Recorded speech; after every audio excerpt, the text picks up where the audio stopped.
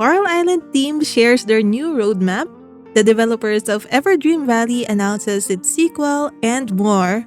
From new releases to exciting updates, let's dive into the latest cozy farming and life sim news. First up, Urban Jungle has officially launched last March 21 with currently very positive reviews on Steam. This is a charming and relaxing simulation game where you will transform small, ordinary apartments into lush green havens by placing plants thoughtfully to create the coziest urban retreat. There are some puzzle-like aspects where certain plants will thrive best in specific conditions, but Urban Jungle is designed to be a stress-free experience where there are no time limits or high-pressure scenarios. I've played and finished this game, so if you want to know more about it, then subscribe to the channel to get notified when my video about it releases. Then we have another new release. MySims Cozy Bundle is now available on PC since March 18. This bundle includes MySims and MySims Kingdom. For those new to MySims, the game first made its debut on the Nintendo Wii and DS back in the late 2000s. The MySims series is a spin-off of The Sims, designed with a more casual, cozy, and kid-friendly approach. Unlike traditional Sims games, which focuses on life simulation with open-ended gameplay, MySims games emphasize creativity, town building, and simple social mechanics. This bundle released for the Nintendo Switch a couple of months ago, and it's now also playable on the PC, giving players a new option to revisit the game. Up next, Pixelshire, an upcoming RPG sandbox game, finally announced its release date. After a couple of setbacks and delays, the game is now expected to release on PC via Steam on May 8, 2025, with PlayStation 5 and Nintendo Switch versions to follow later in the year.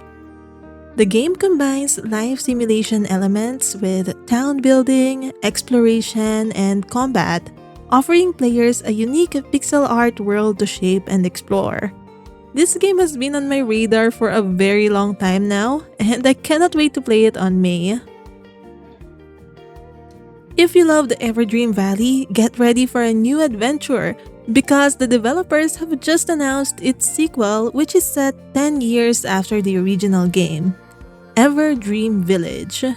Everdream Valley was about discovering the magic of the countryside, but Everdream Village takes this a step further. This time, you're not just tending to a farm, you are helping build an entire village. Here are some of the other exciting features we know so far. Players will be able to sail across enchanted islands to discover new resources and adventures along the way. There would be a deeper NPC relationship system where you will need to manage their moods. The village you build affects how everyone feels and behaves from a variety of factors. There's also now an option to find romance, which was not available in Everdream Valley. When you grow your relationship with the NPCs, they will also start to help you around the place by harvesting crops, chopping wood, and even feeding your animals. Of course, like in the original game, you will still be able to transform into different animals to see the world through their eyes while you're dreaming. But now, there are even more varieties of wild and domestic animals that you can breed and crossbreed for unique combinations. We can expect this game to release into early access this 2025 and I'm really hyped for it. The spring cleaning update for GoGo Town brings new features and quality of life updates. You can check the full patch note on the link in the description box, but here are some of the highlights. You can now store personal tools and vehicles for quick access. Use your phone while riding a vehicle or using a tool. Track town details and any problems with the Town Info app. Rotate the camera 360 degrees for better views. Rearrange your town by rotating small houses and apartments in any direction you'd like. Generate feed over time for your animals with an automated feed maker. And rebind the keys for controls. Plus, enjoy new music playlists, lighting for dark spaces, a scooter for zipping around, and even lobster pots for specialized fishing. There are also more ways to decorate your town with fresh visual updates, more customization options, and new decor items. Then, we have some big news for Coral Island. The latest roadmap just dropped and we can expect the Coral Island multiplayer and romance update to launch in the summer of 2025. I am personally very excited for the multiplayer, where you can team up with friends to share resources, expand your farm and grow crops, dive into the ocean and brave the mines together. You can also have some friendly competitions during festivals and marry each other in the game. The update will also include a revamped romance system to add new depth and progression to relationships.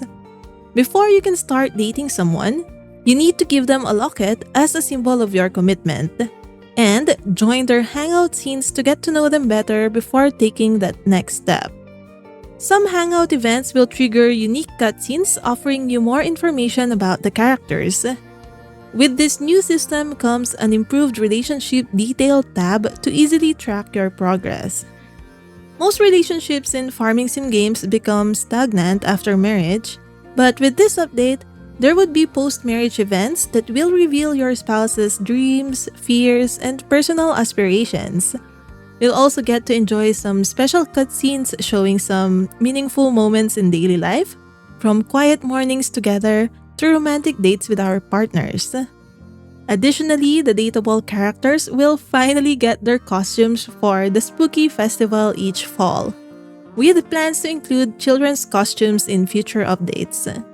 This has always been one of my complaints about that festival, since the NPCs talk about their costumes during their dialogues, even if they are just wearing normal clothes. Last but not the least, the winter season is getting a makeover with less snow on crops, buildings, and roads, and more pileups on the unused areas for that extra cozy, wintry touch. Looking ahead, the 1.3 update scheduled for the second half of 2025 aims to add kids growing up, a haunted house minigame during the spooky festival, new activities at the recreation center, a merfolk festival, and more. Unfortunately, we don't have any updates for the Nintendo Switch version yet. Maybe we'll have more news for this once we have more details about the Switch too. On another note, we have a surprising news from Stairway Games. The developers have teased an entirely new game in the works. There is a dedicated team who is working on Fun Guy Swarm, a single-player cartoony survival bullet hell game set for release in 2025. If you think that life on Coral Island is a little too chill, then you might want to check this roguelite experience, where you will use forest-crafted weapons to defeat enemies. The basic gameplay loop involves surviving the swarm, gathering resources to grow stronger, before heading back into the chaos. There are also some Easter eggs that you can find in Coral Island, like this mushroom statue. And there would be exclusive rewards in Coral Island for players who purchase Fun Guys, and Fun Guy Swarm players will get exclusive Coral Island cosmetics. The studio assures fans that this new project will not impact ongoing support and updates for Coral Island, as separate teams are managing each game. That's all for this week. Which of these games or updates are you most excited about? Let me know in the comments. Until next time, stay cozy and keep gaming.